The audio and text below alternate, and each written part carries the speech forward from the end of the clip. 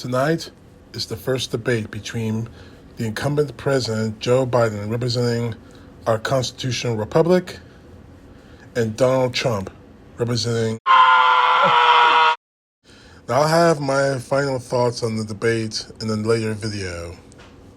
But I want to talk about something really important at this point because it really makes me sick to my stomach about this. Donald Trump's black allies decided to have a 6-chair roundtable discussion as part of Black Americans for Trump. And quite honestly, it was a failure and it was a joke.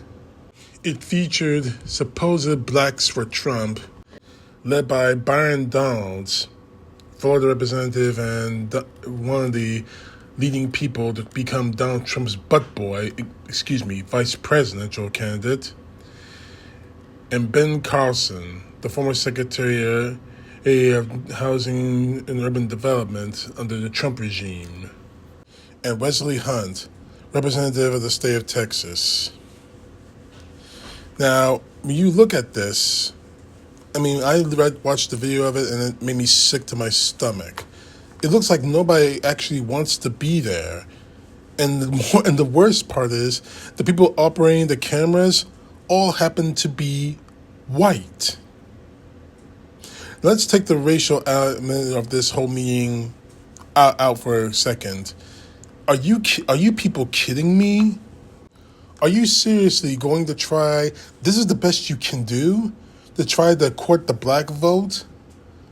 Set up a town, whatever this is, in a place that's obviously staged. It doesn't even look like a real barber shop. It looks completely staged. In the same way that church visit by Donald Trump was staged, trying to get black people to show up when a good portion of the audience happened to be white. In fact, to this point, the only blacks for Trump I've seen a good portion of are white people wearing those t-shirts, blacks for Trump. And the only black people who support Trump or verbally support Trump happen to be go-nowhere actors or actresses or rappers or glorified paid actors by Fox News or the rest of the right wing. But I still have a bug up my ass when it comes to people like Ben Carson, like Byron Donalds, especially Byron Donalds. This is the way you're trying to court the black vote in this country? This is the way that Donald Trump is trying to court the black vote? Not by talking to actual people, but to paid actors paraded in front of a camera? This reeks of desperation. It really does, and frankly, it's pathetic. Donald Trump does not care what's going on in the black community in this country. He never has, and he never will. The only reason why he's doing this is because he is desperate. He knows that the African American vote lost him the election in 2020. While his idiotic MAGA believers are trying to steal the rights of African Americans to vote, or like Wesley Hunt going on Fox News saying that it's their God-given right only to vote for Trump. These people are tearing the black community apart, especially Byron Donalds. And Donalds, I haven't even started with you, but this is just another chapter in it. Not too long ago, Donalds went on Twitter and went on an interview and said, African Americans, we had great under Jim Crow. Black families were together during Jim Crow, which excuses all the racism and all the beatings and the rapes and all that other stuff. Well, I'm going to snap this asshole back to reality. Well, I'm not going to do it, but someone else is. And I've been meaning to talk about this for a very long time, since that famous interview at Fox Sports, last week, I should say, the celebration of the Negro Leagues and the celebration of the reopening of Wrigley Field, home of the Birmingham Black Barons. The person I'm going to talk about, the person you're about to see, I should say, is Reggie Jackson, aka Mr. October, the legend. And he gives us a straight up, unapologetic experience of his during his time coming up in Major League Baseball and in this country. And more to the point, he gives us a microcosm of what's going on right now in this country that so many African Americans supporting Donald Trump want to wipe away, or pretend it didn't happen, or pretend it wasn't as bad as it really was. Byron Donalds, I'm talking about you.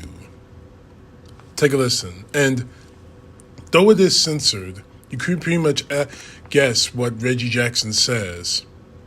Regardless of it being censored, viewer discretion is advised. Reggie, the baton has been passed for over a century here. We've been talking earlier about if it wasn't for the Willie Mays, the Jackie Robinson, the Reggie Jacksons, the three of us wouldn't have an opportunity to play. How emotional is it for you to come back to a play that you played with one of the greatest teams around? Alex, when people ask me a question like that, it's like coming back here is not easy. The racism that I played here, when I played here, the difficulty of going through different places where we traveled. Fortunately, I had a manager and I had players on the team that helped me get through it. But I wouldn't wish it on anybody. People said to me today, I spoke, and they said, you think you're a better person, you think you won when you played here in Concord. I said, I would never want to do it again. I walked into restaurants and they would point at me and said, can't eat here.